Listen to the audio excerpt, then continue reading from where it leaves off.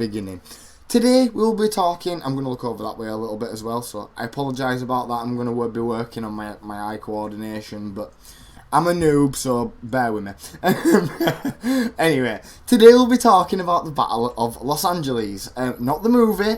This one is probably one of the best and most compelling UFO sightings in history, like, genuinely.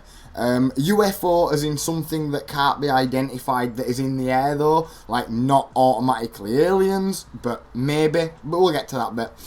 This event took place in the skies of LA, that's right, the City of Angels, which I recently found out was because of the football team. Is it an American football team? Anyway, the City of Angels, way back in 1942. But because it's so well documented and remains relatively unsolved, people have speculated over the years, and there is many theories, some more outlandish than others, but we'll have a look at a few of the most accepted and kind of talked about ones first, and then we'll get into a little bit at the end. Yeah, like any good story, we obviously need to get a little bit of context and a little bit of background. So, it's 1942, of course, World War II. You see, like that, look. Right. So it's 1942, of course, World War II is ongoing, and the Pearl Harbor attack is fresh in everybody's minds. And I mean, gosh, looking at some of these pictures. And in addition to that, there was a lesser known attack, which we will also take a look at in a moment, by a Japanese submarine near California, just a day prior to the event that we're focusing on today. So, considering this, it's understandable to me why the people had the reactions that they did. But I'll let you guys and girls be the judge of that. So, in the frantic weeks that followed the infamous Pearl Harbor attack that you're kind of seeing in front of you now, many Americans believed that further enemy raids on the United States were definite. The thought that the threat... Oh, shit. Sorry, just a sec. Sorry. The thought that the threat was so imminent that on the 9th of December 1941, a staggering number of reports came in of an enemy aeroplane approaching the mainland, causing a minor invasion panic in New York City, and it actually sent the stock prices tumbling. But there was actually no aircrafts anywhere, so it was a total kind of mishap. On the west coast, inexperienced pilots and radar men had mistaken the craziest of things like fishing boats, logs, and even whales for Japanese warships and submarines. So to say that tensions were high is actually an understatement. They were terrified, and I get it, totally get it. Things grew even worse after the US Secretary of War, Henry Stimson, this handsome-looking chap right here, basically said that the American people everywhere, cities everywhere, should be prepared to accept, quote, occasional blows from enemy forces. And as you can imagine, I mean, something like that today would literally cause mass panic, and we'd all be out buying toilet roll in case of an invasion. No, I joke, but I really shouldn't, because something did actually happen. So this is where we start to talk about the attack on Elwood. There isn't many pictures of it, as you'll find out why. The attack on Elwood, the town of Elwood, I think it's in California. On February the 23rd, 1942, a Japanese submarine surfaced off the coast of Santa Barbara, California, and hurled over a dozen artillery shells at an oil field and refinery out of literally nowhere. And it's actually astonishing, even with everyone totally on the toes, that this Japanese submarine went totally undetected by radar systems. But this was said to be mainly due to the infancy of the technology at the time. So while the attack inflicted no casualties and caused only minor damage, it marked the first time. Oh shit, that picture's been wrong all that time. Sorry. It marked the first time that the mainland USA had been bombed during World War II. and just 3 months or so, and it was just, 3 months or so after the Secretary of War warned everybody. So it's safe to say that the people and the military were both like really wary over this whole war thing, and rightfully so. There's actually a bomb shelter near where I live because, as you probably are aware, the German bombing campaign that occurred against the UK that was in 1940 and in the 41. But yeah, maybe we'll talk about that another time. But yeah, we've got air raid shelters here because that shit was happening here too. But basically, the submarine sneak attack outraged the public, who were now also understandably even more worried. The day after the attack on Elwood, still in the midst of war, it's thought that a mixture of fear and itchy trigger fingers produced one of the most unusual incidents of World War II and probably in recent history. So now this is like the UFO part, but I've got some pretty cool pictures, to be fair, so you'll see. So we start off tame. So it started on the evening of February the 24th, so the day after the attack on Elwood, 1942, when Naval Intelligence instructed the units on the Californian coast to steel themselves for a potential Japanese attack, following some intel that the Allied forces received that was later deemed to be questionable anyway. So yeah, that's another story altogether. But all remained calm for the next few hours, but shortly after 2 a.m. on February the 25th, so like the early hours of the morning basically, military radars picked up what appeared to be an enemy, basically about 120 miles west of Los Angeles in the early hours of the morning. So air raid sirens sounded and a citywide blackout was put into effect, and within minutes, manned anti-aircraft guns began sweeping the skies with searchlights. And this is where one of the most iconic pictures, at least in UFO history, was snapped. Like, this picture, I'm not joking, is thrown about constantly when people are talking about UFOs. And it's been altered and doctored like crazy amounts of times, so I don't know. This is probably about as close as I could find to the original. But yeah, I don't really know too much about pictures, so who knows. But this is what the picture is like. It's just different varies of colour, basically. But anyway, it was just after 3 a.m, so an hour later, when the shooting started, following reports of an unidentified object in the skies. Troops in Santa Monica unleashed a barrage of anti-aircraft and .50 caliber machine gun fire. Before long, many of the city's other coastal defence weapons had also joined in. Chaos reigned over the next several minutes. It appeared that Los Angeles was literally under attack, yet many of those who looked skyward saw nothing but smoke. So, whilst it was going on, like, nobody... there were very conflicting reports, but we'll get to that. A coastal artillery corps colonel called John G. Murphy basically wrote, "Imagination could have easily disclosed many shapes in the skies in the midst of that weird symphony of noise and colour, but cold detachment disclosed no planes of any types in the sky, friendly or enemy. Powerful searchlights from countless stations stabbing the skies with brilliant probing fingers, whilst anti-aircraft batteries dotted the heavens with beautiful but sinister orange bursts of shrapnel." And that was the LA Times. I wrote that bit wrong. Sorry. But for others, however, the threat appeared to be very, very real. Reports were pouring in from across the city describing Japanese aircrafts flying in formation, bombs falling, enemy paratroopers. There was even a claim of a Japanese plane crashing in the streets of Hollywood, and that's like no joke. Pretty sure I've got a picture of that somewhere. Shit, that's it. I don't know. We'll get to it. Maybe. But another coastal artilleryman named Charles Patrick later wrote in a letter, I could barely see the planes, but they were up there alright. I could see 6 planes and shells were bursting all around them. Naturally, all of us fellas were anxious to get our 2 cents worth in, and when the command came, everybody cheered like a son of a gun.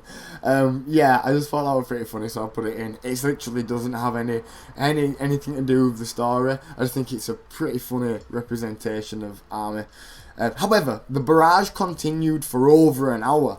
And by the time the final all clear order was given, about 5 or 6 a.m.-ish, Los Angeles artillery guns had pumped over 1,400 rounds of anti-aircraft ammunition into the sky. It was only in the light of day, however, that the American military units made a puzzling discovery.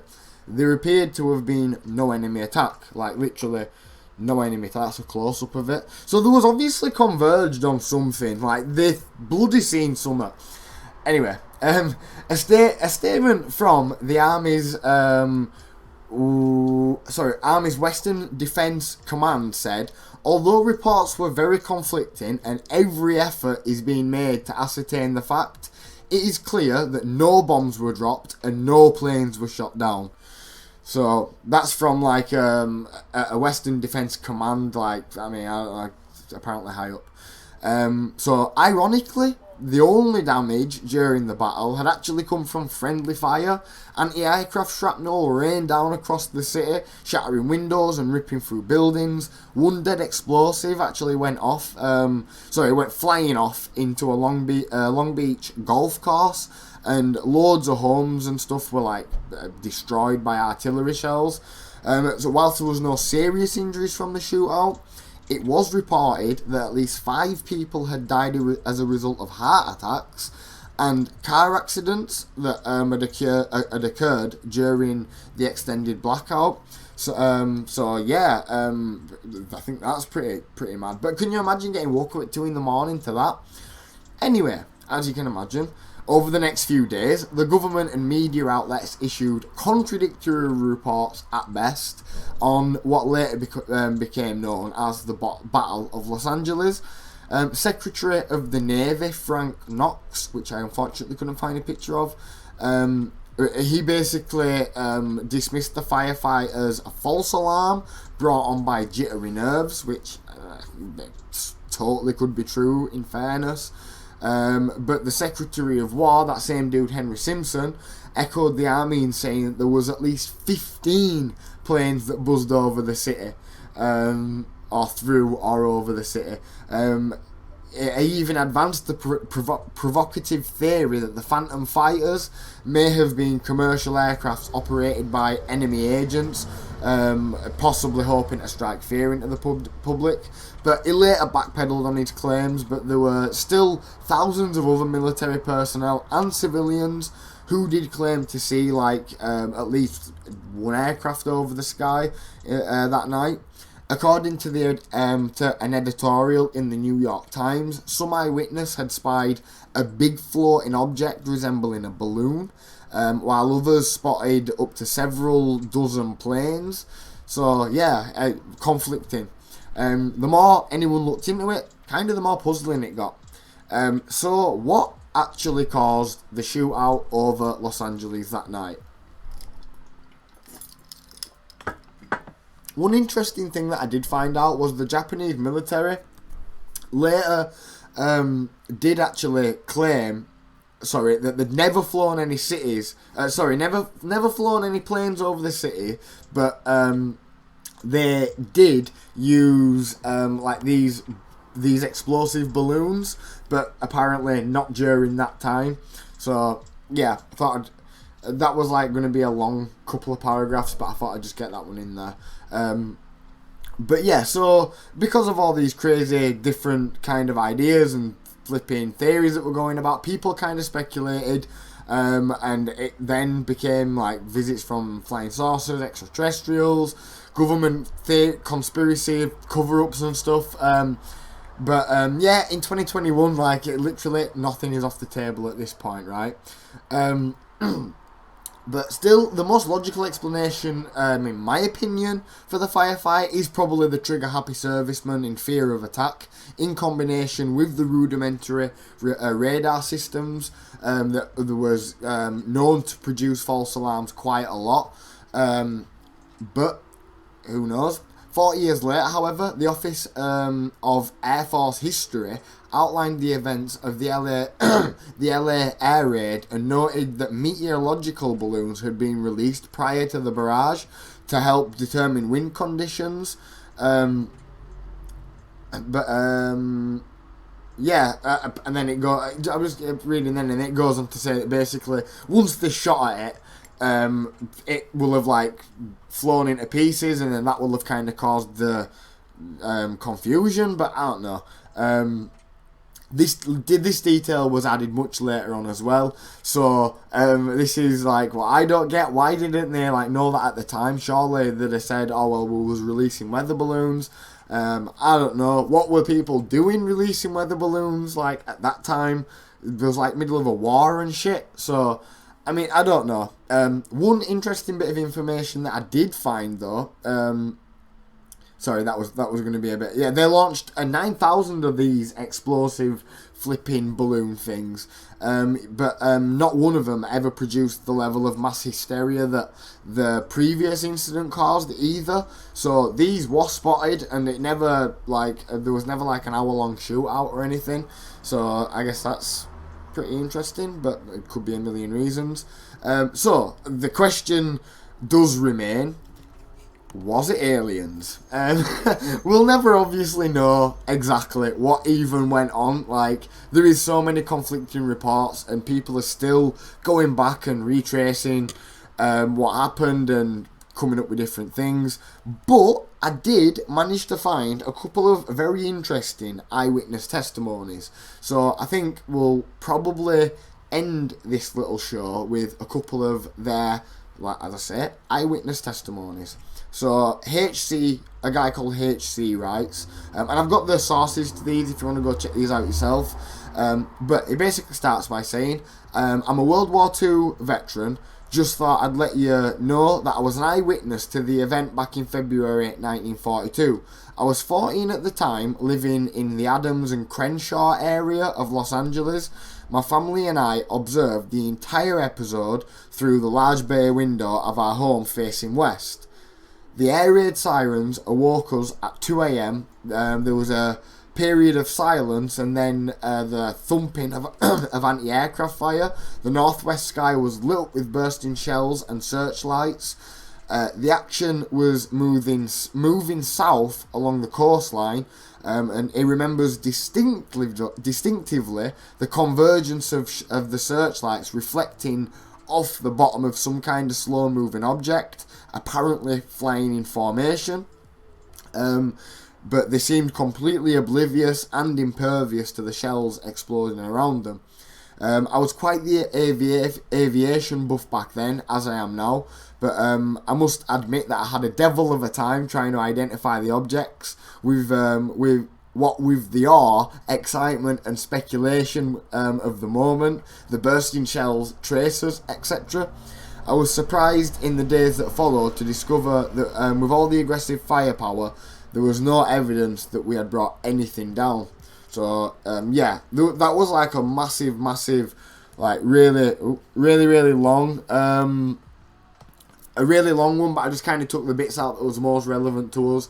But he goes into massive detail about where he lives and stuff and what he went on to do with his later life and shit. But that was just one really interesting one. So I've got another one for you as well.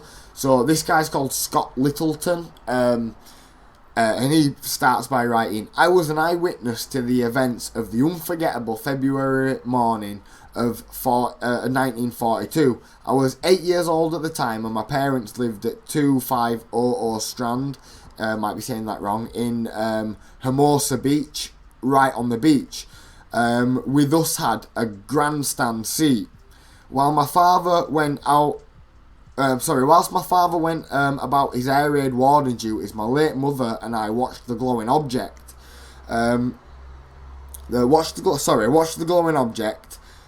which was caught in the glare of the searchlights from both Palo Verdes and Malibu Pacific and I can't say that word, and surrounded by the puffs of anti-aircraft fire.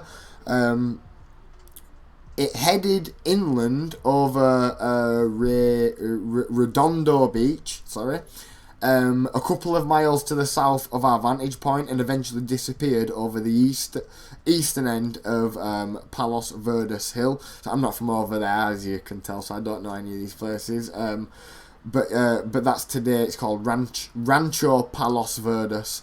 The whole incident at least from our perspective, lasted about half an hour, though we didn't time it. So that's quite a different conflicting report as well. He later on goes on to say in the article that him and the neighbourhood kids spent the next weeks picking up bits of shrapnel, and he says it's a wonder that loads of people weren't injured. And this guy goes to say, I don't recall seeing any discernible configuration, just a small glowing, slightly lozenge-shaped blob like a single blob. By the way, blob. I don't even know what the hell that kind of. Just a small glowing, slight lozenge-shaped blob, light blob. That's weird. We only saw one object though, anyway, not several as other witnesses later reported. I may have got that little part wrong.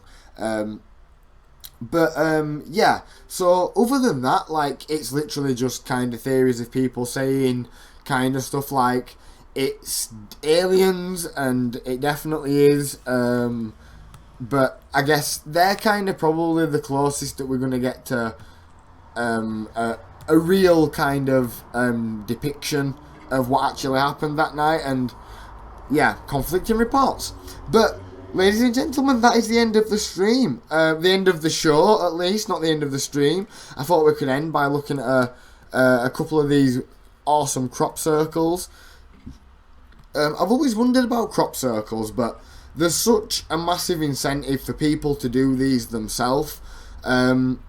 I don't know, I just don't see it, but some of them are so pretty. That is so pretty looking. I mean, that is creepy. But isn't that obvious, the one on, isn't that one, kind of obvious that we've done it? That's, such a human depiction of an alien. Oh, that's random. I swear I'm on Google Images here. What the heck?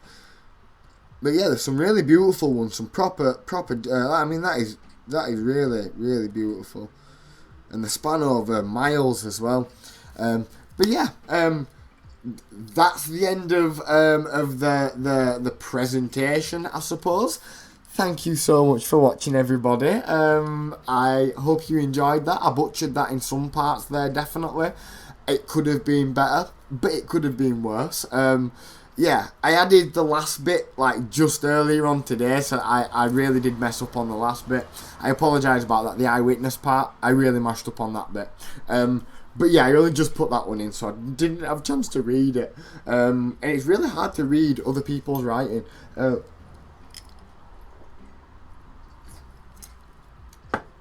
But thank you for joining us on that, ladies and gents. What do you guys and girls think to that? I mean, really, what could that possibly have been? It's really hard to put your put your finger on it, I guess, and put a number on it, as we say over here. Who the heck knows? It could have been a weather balloon. It could have been. These guys were apparently setting weather balloons off and not, with the family scared that they was going to get bombed, apparently, which is what everybody else were doing. They were more bothered about the wind speeds. I don't know, that's pretty sus. But it could have been one of those Japanese balloons that they shot down. I think the convergence of of the lights, let me go back and show you that one. I think wait. That one right there, they've obviously all pinpointed something there. Because they have clearly all gone to the same point. So they've seen something. But yeah, Sorry, right, comments! Thank you everybody! Right, let me get to some comments. I'm really sorry about that. Right, okay, where are we? Where are we? And we've got Wariv! Welcome, Wariv! We did wait for you, we tried anyway. Right, okay. Oh no, we had some connection issues, DC. I'm really sorry about that, dude. Or dudette.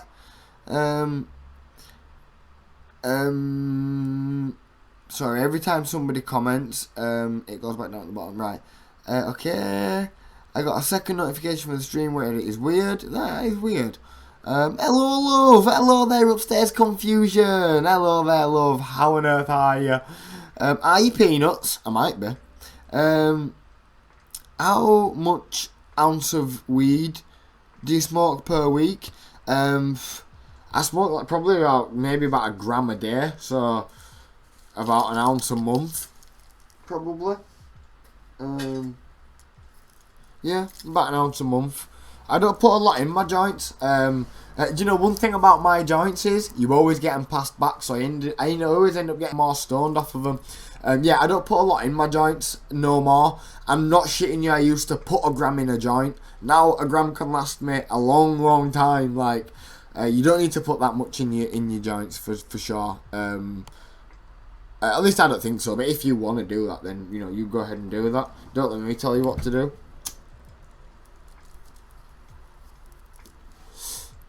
Yes, Warrior, you made it. Awesome. That is. I know it's awesome that you made it. Hey, great personality, if you're still here. Where are we? Lilac! Oh my gosh, Lilac, long time no see indeed. Lilac, if you are still here, lovely. We was just in the middle of a little something there. Welcome though, thank you for joining us again. I hope you are okay. It is absolutely grand to see you again. I wasn't being ignorant. It doesn't tell me how long ago you commented, so I don't know if you're still here or not, but thank you for joining us and popping by, man, if you're still here. Definitely alien, Silky says. It's definitely sus, like it is definitely sus. Loving this stream, thank you, Kay, bless your heart and soul. Thank you for joining us, man, thank you for popping by. I hope you wasn't too late into the story there. This is a good story, thank you very kindly. I definitely enjoyed like researching this one and telling this one. I remember first hearing about it and I was like, what the heck? So yeah, I thought it definitely pretty cool to tell. Aliens has to be. I mean, what else were going on? There were a massive cover-up. There were conflicting reports. I mean, it has everything that a good conspiracy theory has, right? You can totally understand why people, like, because this genuinely, that picture right there, is one of the most cited pictures you'll ever see, that one there mainly, ever see in UFO flipping talk. I don't know what you call it officially, but yeah, people always cite that and they're like, this is where, when a UFO were in LA and shit. I swear, people always, I've seen this one so many times. Blobs are coming. Gosh, I ruined that bit. They're probably here already. I know, right? Yeah, I mashed the last bit up. I'm really sorry. I totally did not practice that last bit. And because that was genuinely taken from somebody else's, like, eyewritten testimony, it's obviously said in somebody else's, like, dialect sort of thing. And I really struggle with that. Like, I really struggle. I genuinely have to reword things in my own wording, otherwise I cannot read it at all. I'm proper dumb like that. But yeah, thank you so much, man. I'm glad that some of you enjoyed that. That was the concise version of that. Like, there's obviously a long version. We could go into the whole submarine attack thing, World War II. Literally, we mentioned it and didn't talk about it, like we could do whole episodes on all these things, but I wanted to do a conspiracy one. We talked about it before, and I know you guys and gals wouldn't have minded a little bit of a conspiracy one, and I definitely think this one fits the bill. It's not like get your tinfoil hat out crazy. It's just kind of, it's honestly believable, is this one. Like, I don't think I'm crazy anymore.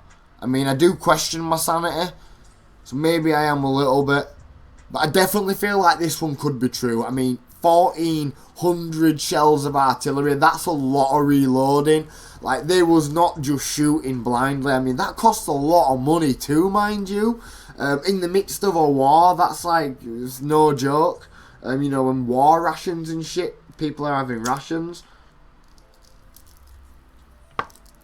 But yeah, madness. Well done. Thank you, Silky. Thank you. I appreciate that. Hey, Mountain Girl. Yeah, man. I am definitely wanting to be a blob. I'm trying to put weight on best I can, but at the moment I don't think I quite fit the bill of blob. Thank you for the silver Lola, by the way. Thank you so much for that. I appreciate that. Great to see everybody here, man. Really is. Thank you all for being here, man. So very much. It's great to have you. Like, it really is. Especially in my humble abode. Like, oof, gosh, I've got it going on over there now. I've literally been collecting random bits of crap for the past 3 months, and that is getting full now. Cool. Right, where are we?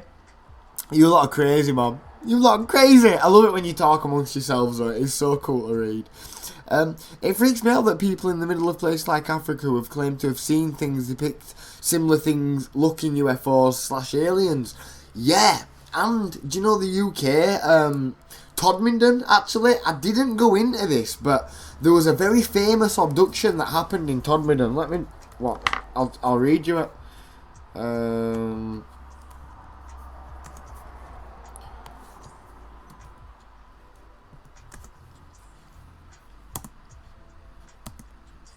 Wikipedia. Whoa, why is Wikipedia so far down, fam? Sorry, I'm trying to. Oh, it's there. Look. Yeah. So there was some crazy flipping abduction. Sorry, I'm just trying to read here. Yeah, there's some crazy abduction that happened here. In Todmorden. I was gonna read it out to you the other day. God dang it, where is it? Because, yeah, there were like a big massive media frenzy over it, sort of thing.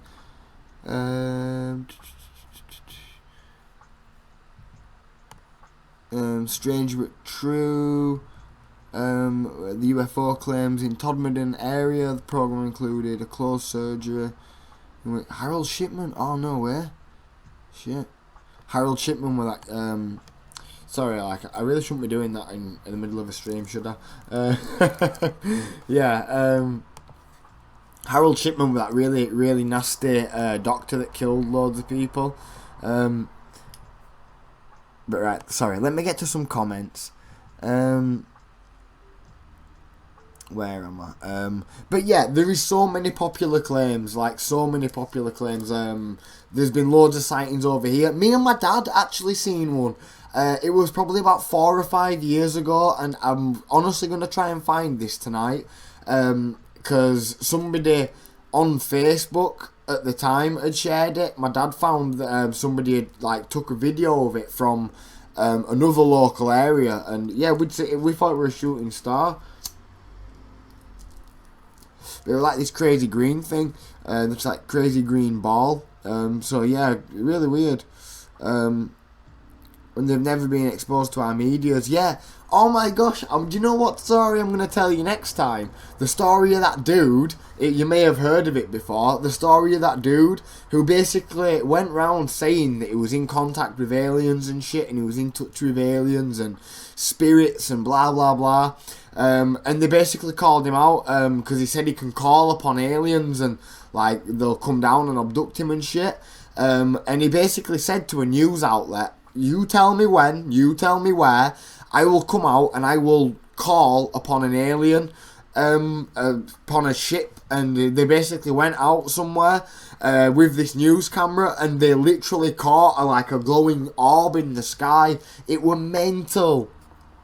Yeah, honestly, I'll try to tell you that story next time, because that is a crazy story, is that one.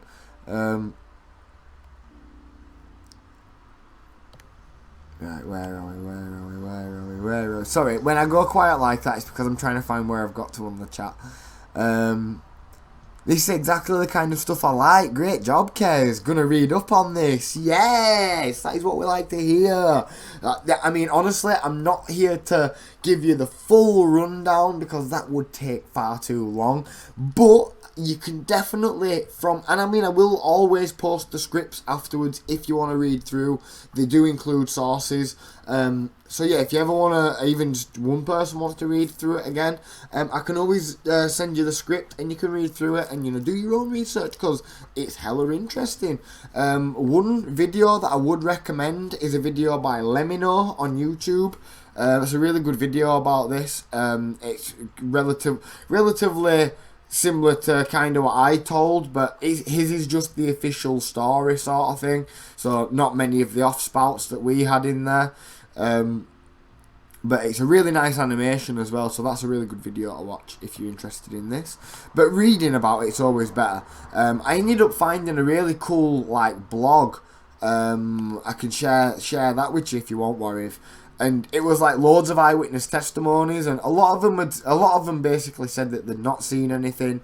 They all just kind of seen the lights converge on something. But many of them couldn't really see what it exactly was the light had converged on. But I still find it quite weird. You seem to enjoy this one quite a lot, Stone Gallows says. Oh gosh. Seemed happier and more relaxed. Made it fun. Thank you very kindly. I did try to take a very relaxed approach with this one. I'm not going to lie. I do start these very, very nervous, I do. But honestly, thanks to the help of the lovely Stone Gallows, I felt a lot more confident about this story. I think the last 3 stories I've just written on my own and not shown anybody else. And you never know how legible, legible more refers to how neat handwriting is, but how understandable it is, to somebody else for reading it out, kinda. So yeah, I felt a lot more confident about this story. That was one big difference. Wow,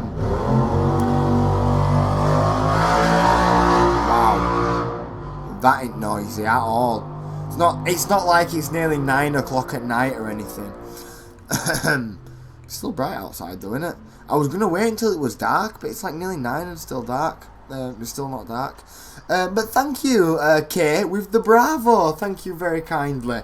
I appreciate that. What can I say? You guys and gals definitely help me feel at ease as well.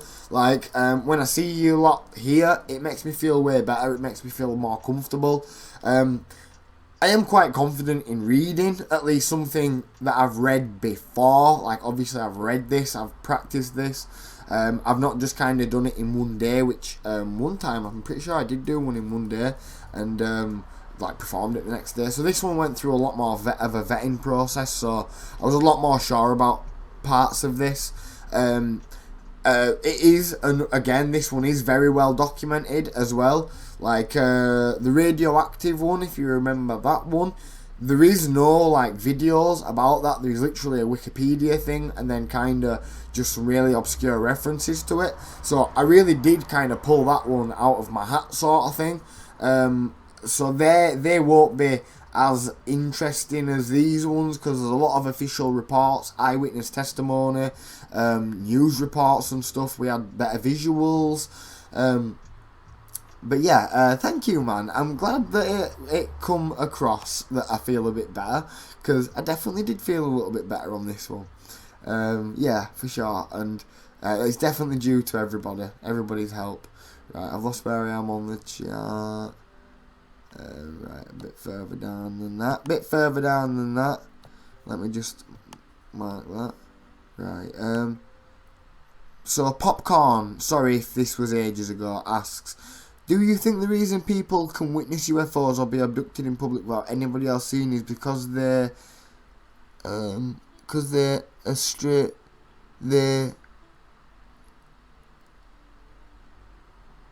astrally abduct people? Astrally abduct people? I don't quite understand what you mean by astrally abduct people. Do you mean as in like astral projection, as in like the astral plane, astral abduction? Is that even a thing? Well, I've never heard of that one. Astral to me means astral plane, which is when you turn lucid dreaming into astral projecting. That's different. That's a different topic altogether. I'll tell you about that one day too. So Mountain Girl says, sorry, but just to answer your question though, in some sense, I do believe, that people have defo been abducted by aliens. There is some really, like the astral realm. Holy shit, I was right. No. In short, no. I do think that it physically happens. I honestly fell down the rabbit hole of UFOs a while back, so I'll get to that in just a sec. Just let me just make sure that I haven't missed anybody else up here. Right, so Warriv made it. Warriv, what is good? Great to see you. I'm sorry that you was a little late there. Could have been a stealth bomber. It was the 40s though, so a lot of tech was in its infancy.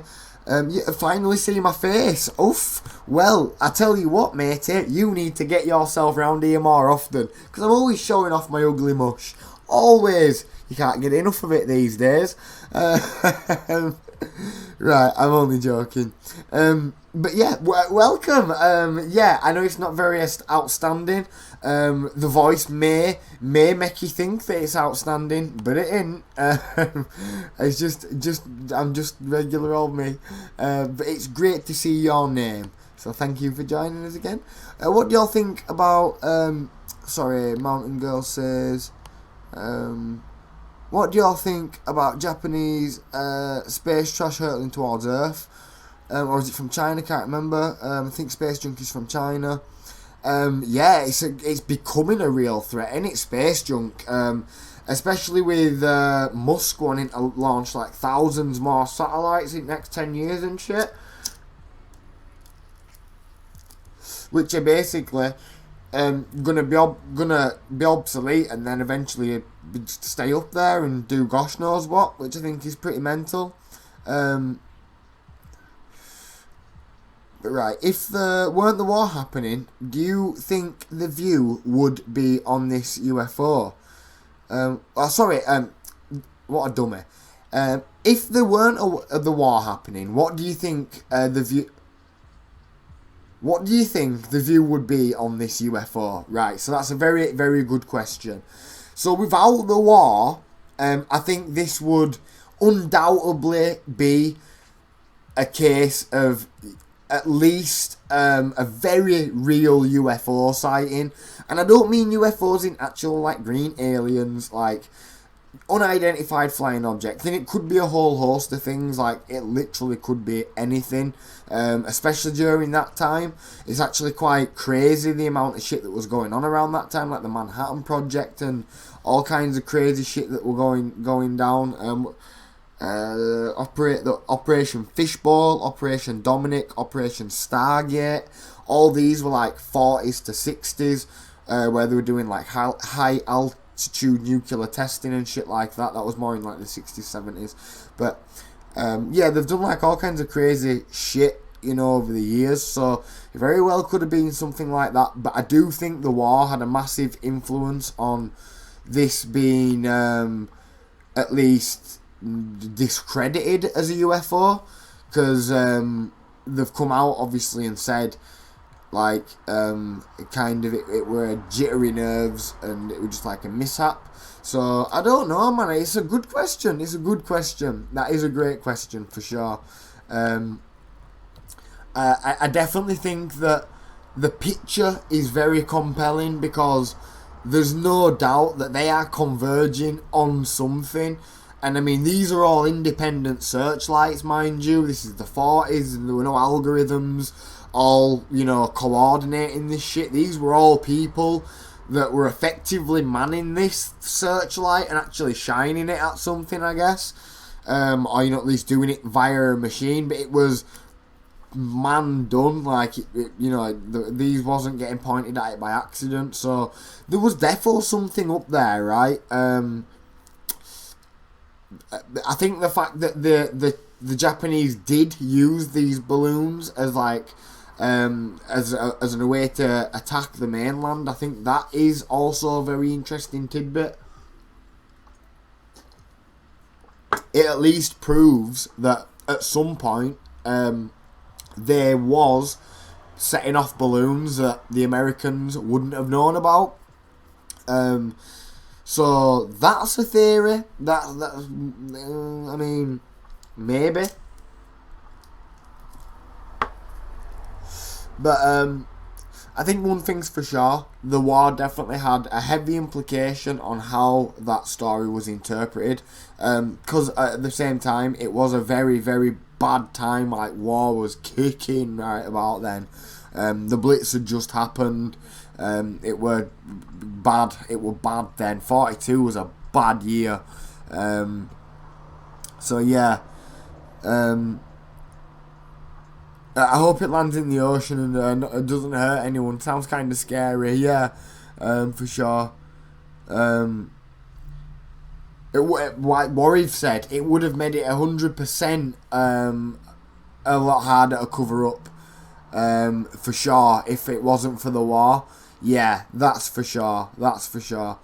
I haven't kept track, so I'm not sure where it's heading. Eek. Sorry, I think I missed some. Yeah, so yeah, like the astral realm.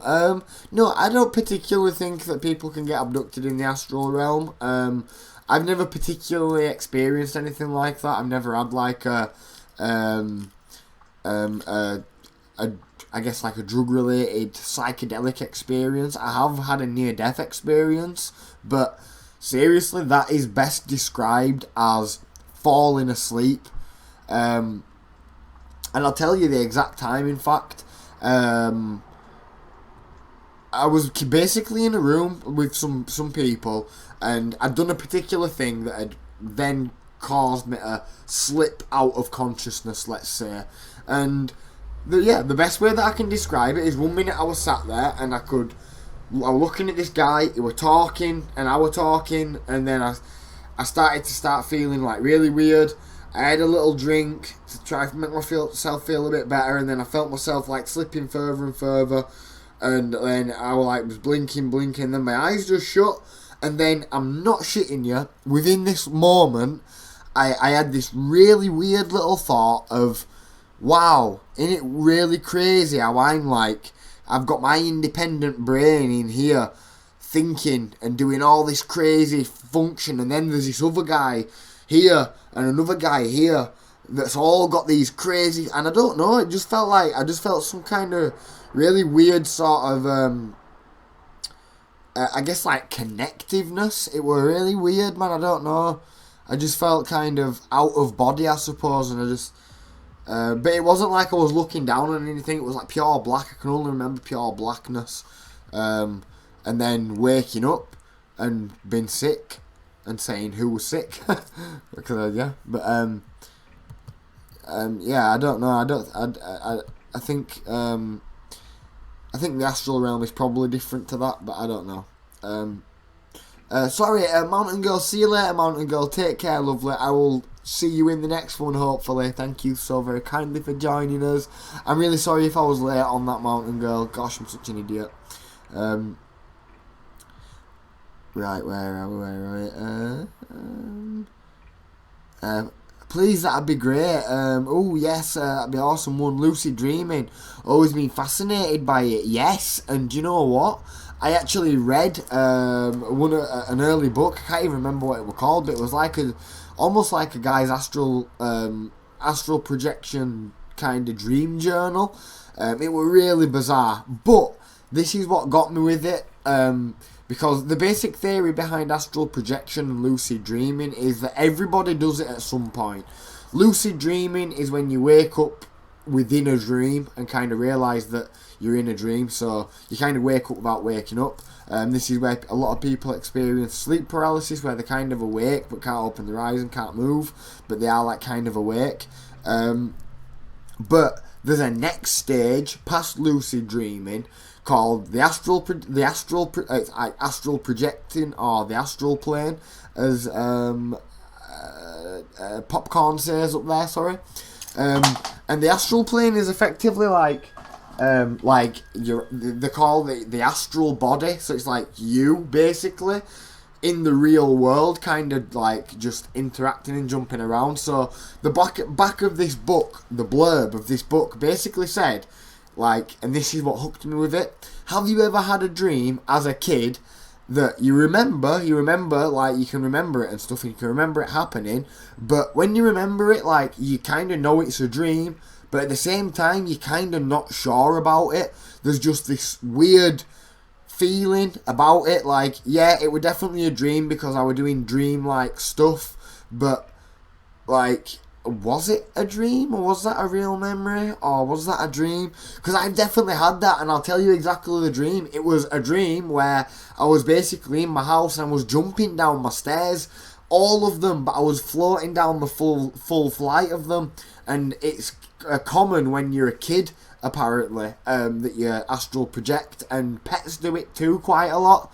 So apparently I did it as a kid, and I've never done it since, not that I remember anyway, and it was literally the blurb of that book that made me remember that dream and think, holy shit, I have had one of those dreams that makes me think, was that a dream? But then I kind of dismissed it and thought, no, it was definitely a dream. Of course it was. I jumped down all of the stairs and floated. Of course it was a dream. But it was like a little bit more, I felt a little more real than a dream. It's kind of really hard to explain, Mom. Maybe Popcorn can shed a bit more light. Crushed it. Red Bull, guys, you need to come and sponsor me. I'm drinking you at nearly 9 o'clock at night. How are you not sponsoring me at this point?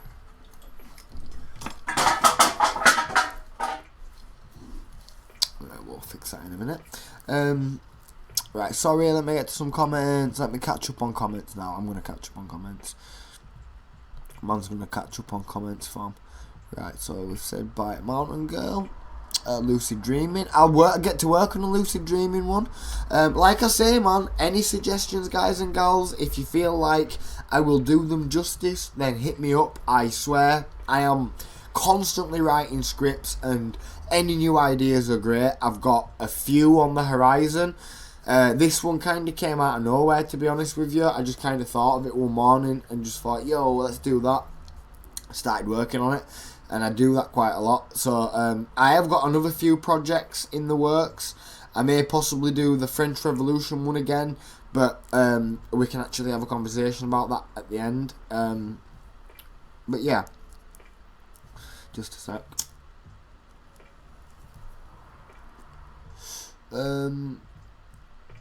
I missed everything. My phone crashed. Oh, I'm sorry, Lilac. I'm sorry. If you want to watch the shortened version, it'll be on YouTube. Probably tomorrow, maybe tonight. I'll put the. I do upload these to YouTube, so say hi to YouTube, everybody. Sadly, the chat doesn't get featured actually, but I could cut you out and get you to say hi to YouTube. But yeah, if you ever do want to catch any of the ones that we have done before, whilst I've got a few of yous here, we do obviously have a YouTube page where we put a lot of these ones, especially because these ones record. We post them to YouTube. There's also the candle making videos and stuff are on there too, so you can go check us out making candles too. So yeah, awesome. Happy Mother's Day. Oh man, is it Mother's Day? Damn it. To everyone else, don't forget. Shit, is it? I didn't even know. I am terrible. Lovely catcher. Yes, it was. Take care, Mountain Girl. You are the best. I'm sorry. Did you say during the oops. Did you say during the presentation how the object was moving up or down, or just hanging up there in the sky? Again, conflicting reports. It literally ranges from a military official saying that there was 15 planes. That Henry Stimson guy said that there was 15 planes that had been shot down, but he later backpedaled. The newspapers said there was nothing in the sky. People said they saw stuff. The picture clearly points to them pointing to something. So it's really, really hard to determine, which is honestly what kind of makes it rife for speculation, I suppose. But yes, good question. Contrasting point, Ari. Oh, damn it. Oh, it's American Mother's Day. Not Mum's Day. Gosh, thank you. Hey, Dubs, what is up, Dubs? And what is up, Nicholas?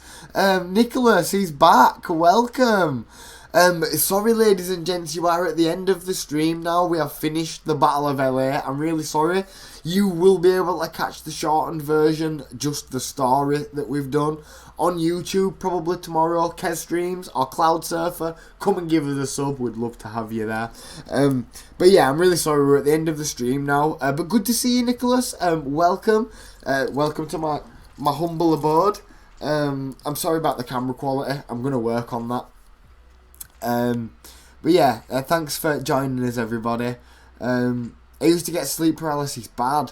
Due to really bad sleep habits. Not fun. No. Do you know what? My mum has sleep paralysis, and it's not fun. Not at all. You know, you think lucid dreaming. Let's go flipping create worlds in our dreams. No. It's terrifying.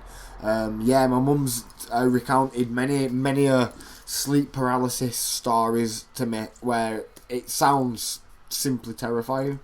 So yeah.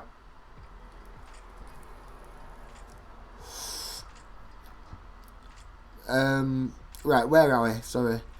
Hey guys, sad I missed a lot of the stream. I know, I'm really sorry about that, man. Maybe we should go a little bit later next time, because it seems like a lot of you guys turn up fairly later. Right, so we've got Nicholas. Hey YouTube, yo, we got a hey YouTube. Nice. You flip, you know you're gonna find yourself on YouTube. What is the Battle of LA? So basically, the Battle of LA, in short, was kind of like a military false alarm, where during the middle of the night back in 1942. In Los Angeles, the military forces there basically pumped 1,400 anti-aircraft artillery rounds into the sky. Let me show you a picture of. So this is this is what we're getting seen. It was basically like an air raid kind of thing. There was like a citywide blackout and shit. It went crazy. I mean, even there, it kind of looks like the converging on something, but there was apparently nothing actually there. In the light of day, it basically turned out that nothing had been shot down. There was nothing actually there. It was all a false alarm. So yeah, if you would like to go back and rewatch it, I would really appreciate that. But what I would appreciate more is if you waited and went and watched us on YouTube. Oh man, we're trying to hit that 100 subscriber mark, ladies and gents. Oh, it's a massive milestone, and we're like halfway there nearly. I think we've got 38 now. So we've got 38 of you wonderful people that have took the time to go over to YouTube, watch a couple of videos and drop us a sub. But only drop us a sub if you actually like it, because otherwise there is literally no point. But yeah, awesome. Thank you for joining us, everybody. Yeah, right, I didn't know that, Lola and Stone Gallows, about Mother's Day. For real, I did not know that. Maximus says I'm from Leeds. I'm from Bradford. Good flipping ear, my friend. Very close. 10 miles west is our Leeds. But slight differences. They say water, we say water. Or at least I do. Near-death experiences might be a cool subject, like seeing the light, etc. Yeah, that might be a cool subject for sure. I've got personal experience with that too. You know, like maybe one day as well, I will do a full-on addiction dedicated stream, and we'll go into a lot of kind of my backstory and my stuff with things in the past. I won't say it just because we'll leave today's stream PG. But some of you may know, a lot of you do know about the recent history. I've had a rocky few years, let's say. But yeah, man, I live in Bradford, so you got us good there. Cool. So I'm from Bradford. Sorry about that. I'm a little behind on chat, Maximus, as I always usually am. And you're from Leeds. So that's how you can tell. You can spot a local, can't you? You can, straight away. It's that mucky accent, innit, mush. He's from Bradford in North Yorkshire. Dubs, you guys have got me, man. You guys have got me. Yeah, man. Thank you very much. Raccoon says, I put some pics on Candle's review channel on Discord if anyone is curious. Thank you. I'm a candle person and I can highly recommend. Thank you. The natural beeswax burns beautifully. Thank you. I would have to agree, having one in front of me. I won't touch it now because it's going to be very, very hot. But I've literally had one in front of me and I've been making them. The smell of it melting is beautiful. You can watch us making them online, live. Well, not quite live, but kind of live. Yeah, I'm going to actually upload another video of us making a recent batch as well. So we're just going to keep doing little things like that, little videos like that for everybody. Just kind of keep going. Another one, just whilst I've got y'all here, I'm going to start doing bundles too. I don't know if you've seen the little stick candles that we're doing, beeswax stick candles. But for the moment, we're giving them out as a bit of a promotional offer, as a free kind of thing, just to see what people think of them. But we're eventually going to do like a boxing, like a really nice, cool wooden box. You'll get a few different bits and bats in there. So yeah, hopefully that's what we want to do. But at the moment, we're just focusing on the candles. And I appreciate the positive recommendation. I genuinely do. I can safely say they are honestly made with love. Like, they really are. We try our damn hardest, I swear. And we have tried to do everything right, get it from good places. We go out of our way to check the actual flipping bee farms that we're actually getting the places from. Our packages come with like a kind of letter thing, a business card and stuff, and it tells you all about it. I was going to take a picture of it earlier, but I forgot. But I will do that. But yeah, we've gone out of our way definitely to try and get like some good quality ingredients, and you know, put a bit of care into making them. So yeah, they are available for sale nationwide and international too. But yeah, give it a shout. My family doesn't believe in aliens in the invasion sense, at least. But they both have a UFO story. Wow, when Dad was stationed in Cornwall in the late 90s when I was a wee kid. That's interesting. My dad is hella into aliens on that topic. Like, he's the biggest conspiracy theorist ever. You guys would probably love to hear his proper tinfoil hat theories. Sometime, and I will get him on the show sometime, I promise you. But yeah, my dad's actually had an experience with a UFO when I were a kid, seeing one like kind of in plain sight. I have literally seen at least a weird ball of light that looked very close, and I'll tell you for why it looked relatively close, because on the night, like where my dad lives, I've probably taken pictures and you've seen it, but you can kind of see a good bit of the skyline, and it was really cloudy, and it looked like it was shooting through the clouds, because the clouds were lighting up a really ominous green colour as it like drifted past. So yeah, I mean, even I've seen a weird object flying through the sky at least once. And Yorkshire is actually quite famous for UFOs and stuff. I absolutely implore you to go and check out a guy called Rick Clay, and check out his video called is it something like Weird Coincidences with the Number 11. It was like hella into numerology and like aliens and stuff, and he was from Leeds, so yeah, he's got like a cool story as well. But yeah, for sure. Isn't Yorkshire where the infamous Strangler was from? He is indeed. Although some of the crimes was committed in Manchester, which is a few miles down towards the Midlands. Yes, the Yorkshire Ripper committed crimes very close to where I'm living. We actually had a more recent serial killer in Bradford too. A little more less known, but still pretty much as gruesome, if not worse. And he basically was living in the building in front of my dad's house right now. I can see the kitchen and the bathroom window that he got rid of people afterwards, let's say. Yeah, and he was called the Crossbow Cannibal. So yeah, he was a nasty chap.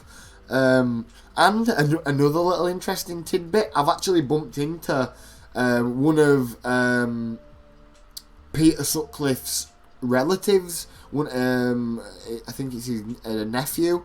One time, and yeah. So very true. Yeah, he's part of the law over here now, you could say. Dub says, are the candles on Etsy?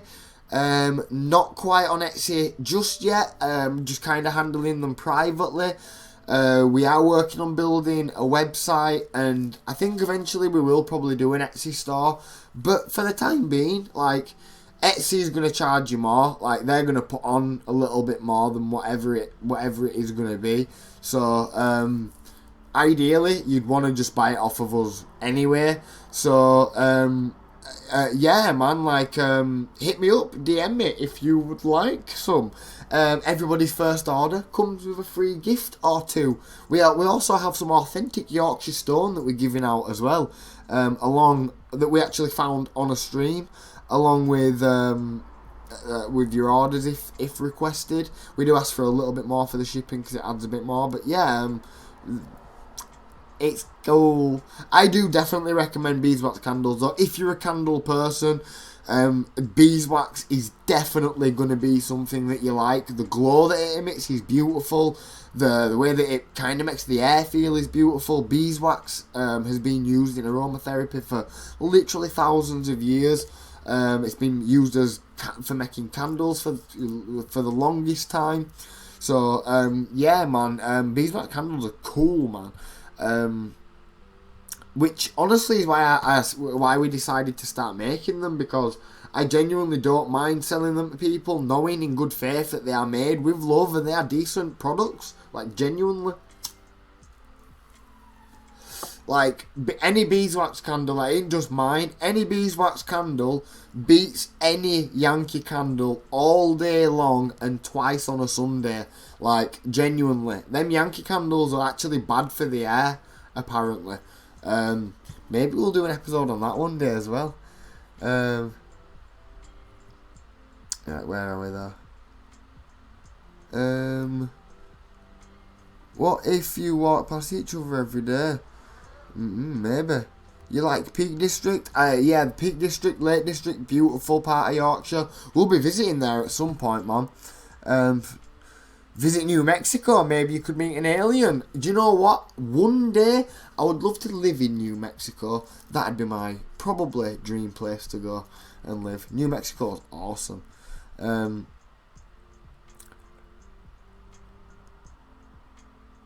Right, sorry. Now we've got Stone Gallows. My parents were in their rented RAF house, and in different rooms, both saw something in the sky from different windows, brushed it off, didn't mention it till 3 months later. When they realised they both hadn't made it up, my dad contacted the Air Force to see what had been flying that night. Nothing had passed over. But police had 15 reports from the area. Whoa, never got an explanation. Wow. Yeah, glad that you're all okay, man. That is really, really creepy.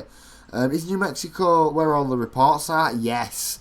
Having signals when I remember having signals when I visited there. Whoa, nice, man.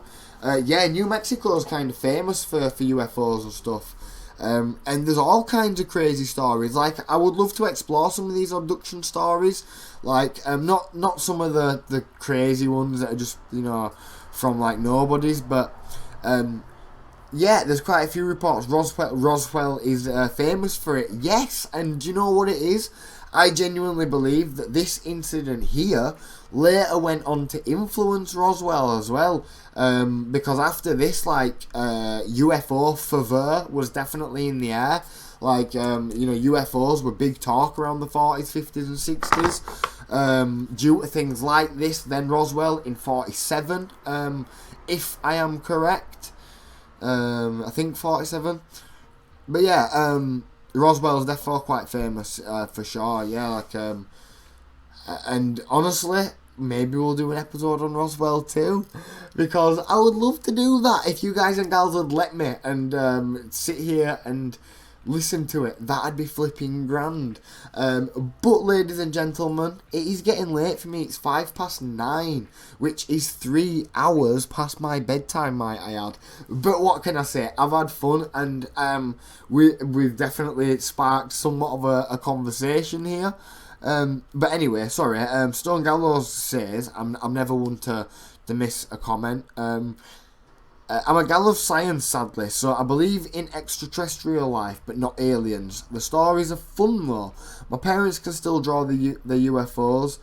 They say, whoa, not identical, but weirdly similar. That is mad. That is mad. And I've got to say, as a man of science myself, I definitely, yeah, aliens, I don't know, it's a fun story. Extraterrestrial, extra-dimensional, interdimensional, possibly, like, yeah, you know, like, the light spectrum, visible light spectrum is very, very small. There very well could be a lot more going on that we can't see and that we can't even detect yet, like the unknown unknowns.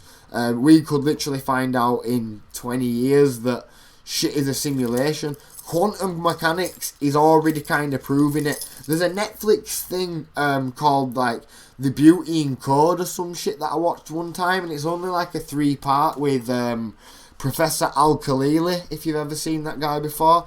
Yeah, it's only like a 3-part thing, but it goes into like all these crazy things with like numbers, all these mad coincidences with like numbers, and mate, it's such a mind-blowing sort of 3-part series, because it really does go to show how mathematical the world is, and how the world genuinely can be explained in maths, and how maths genuinely is universal, a universal language. And yeah, man, like, gosh, if quantum mechanics is true, then you know, like what is it, quasars or some shit, quasars, I don't know, but these new things that they're finding these days are all just crazy, and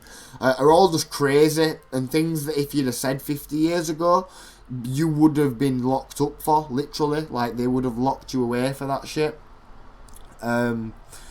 So yeah, there's definitely some crazy stories out there. It was in the script, but I didn't mention it earlier. Reality is often stranger than fiction, and maths is certainly universal. So yeah, I'll shut up. Don't you dare shut up, Stone Gallows. You are the best ever. And I love it when you do not shut up. And thank you for sharing your stories. Thank you everybody for everybody's comments and for everybody sharing your stories with me.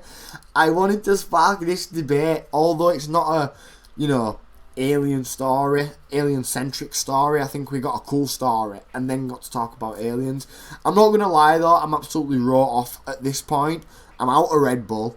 And yeah, hopefully we've got a trip planned for tomorrow. So I need to be up early. And we're going to be going to Hebden Bridge tomorrow, ladies and gentlemen. And if you liked Todmorden, which apparently a lot of Reddit did, because we got like 600 upvotes on that, which is absolutely wild. We left it at like 270 upvotes. So that one were a good stream, apparently. I never know. Literally, I never know. It's up to you guys. But I had fun in Todd. But anyway, the point of my story is, you know what my long goodbyes are like. The point of my story is that if you did like Todmorden, you will love Hebden Bridge. Because, yeah, they're quite similar, really. Like, lots of rivers, lots of all that old building stuff going on, lots of that history like. So yeah, hopefully we can go there tomorrow. It's hopefully going to be a good day. I have already checked the weather, and I'm getting quite prepared these days, so hopefully we will go tomorrow. Yeah, Hebden Bridge, guys and gals, but I'll share some links in the morning. So I think the coolest place to visit in New Mexico, towards where the government has a ton of satellite tracking for activity. Ooh, one of the clearest and quietest places for good observation. I've heard that before. There is like literally like 3 to 1% light pollution in some parts of New Mexico, which is insane. I don't think I've ever been in that flipping dark ever. Maybe I have. One time when I went to Lancashire Castle and they locked me in this dark room, wow, that was scary. But it was a really creepy room. Anyway, Jim Al-Khalili, yes, Al-Khalili, is it Al-Khalili? Al-Khalil, he's deadly. I flipping love Jim Al-Khalil. Stephen Cox, another one of my favourite ones. And John and Hank Green, they are two other of my favourite science people. Let me give you one of my favourite science people. Not him. Probably not him. I'd probably say Vsauce. Vsauce has some... is it Michael something or other? Vsauce has some really cool episodes. But yeah. I do like the Peak District. Sorry if I missed that one. Oh no, I'm way far up. What an idiot. Right, this was a fun story and stream. Great questions from the people. Thoughtful discussion. I agree. I second that wholeheartedly. And which is why I therefore try and reinforce that you guys and gals genuinely make the streams. I could not do